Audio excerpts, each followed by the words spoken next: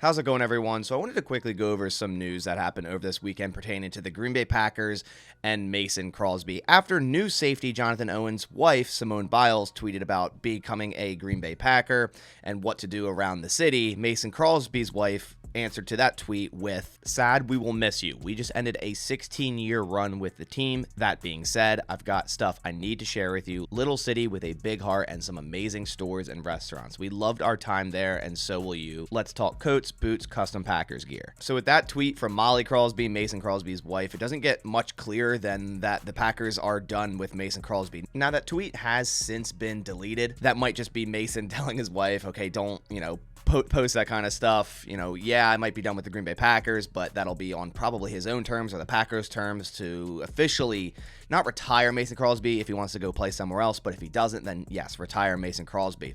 But it could also mean another thing. It could also mean the Packers are slightly leaving that door slightly open just in case if their sixth-round rookie Anders Carlson isn't good at all this offseason, or even Parker White, their other undrafted free agent kicker. If both those guys aren't good at all and Mason Crosby still has an itch to play, the Packers may come back and try to sign Mason Crosby for one more season. He'll be just 39 years old, and we all know his legacy with the Green Bay Packers. 1,918 total points as a Green Bay Packer, and also made nearly 400 total field goals at 81.4%. There were many times in the cold and clutch situations where Mason Crosby went out there and won the game for the Packers. Drafted in the 6th round in 2007, Mason Crosby took over and never looked back, was the Green Bay Packers kicker all the way through 2022. And if this is it for Mason Crosby, just want to say thanks to Mason Crosby for all the amazing moments in Green Bay, and I do think he will be retired as a Packer and put into the Packers Hall of Fame. I mean, he's the Packers' all-time leading scorer, so I think that much would be obvious. So like I said, nothing has officially came out but from the Green Bay Packers or Mason Crosby himself saying he will not be a Green Bay Packer this year, but the Packers have yet to re-sign him. They drafted a kicker in the 6th round. They still have Parker White on the roster, so all signs do point towards this not happening, the Packers moving on from Mason Crosby, especially considering his wife tweeted something like that. Yeah, like I said, it's been deleted, but I still think the Packers and Mason Crosby are parting ways, and it was simply just, hey, don't tweet that kind of stuff. So we'll see exactly what happens this offseason. It's going to be very interesting for the first time, obviously, since 2007, where we're really kind of a big question mark at kicker.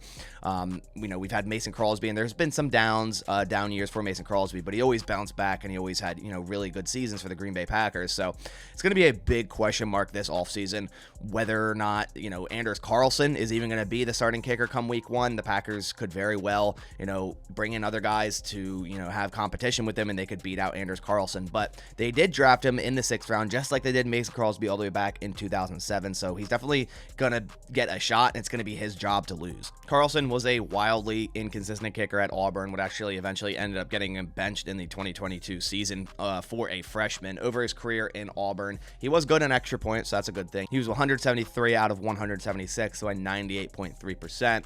But when it comes to actual field goal kicking, he was wildly inconsistent. Only made 79 out of 110 total kicks for a 71.8%. For reference, through Mason Crosby's massive career here in Green Bay, he was over an 81% in the NFL, which is going to be much harder to kick in Green Bay than in Auburn. But for now, we at least got to give Anders Carlson a shot and see what he has through the offseason. And if he does win that job, then good for him. And then we'll go into week 1 with a brand new rookie kicker for the first time since 2007. A lot of people weren't too fond with that pick there in the 6th round, myself included, whereas there was a lot of other players on the board that I think could have helped the Packers team a little bit more, and they could have just ended up, bringing in a plethora of undrafted free agent kickers and, had a competition for the job. But they ended up drafting a guy in the 6th round, so we'll at least give him a shot and see how it turns out. But I want to hear your thoughts down in the comments below. Give me a comment of your greatest Mason Crosby moment right down in the comments. I'm interested to hear that. I was actually at the game in Detroit.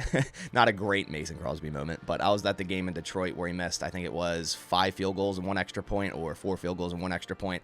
I was at that game, and then I was also at the game in Cincinnati. Obviously, that ending against the Bengals where both kickers were missing a bunch of kicks. So I was probably at Mason Crosby's 2 worst ever games, but there's so many experiences for Mason Crosby that outweigh just those 2 games from me personally. Just let me know yours down in the comments below. But that about does it for this video. Appreciate everyone watching. Leave a like down below if you did enjoy it. Supports my channel a ton. I'll catch you on the next one, and as always, go Pack Go.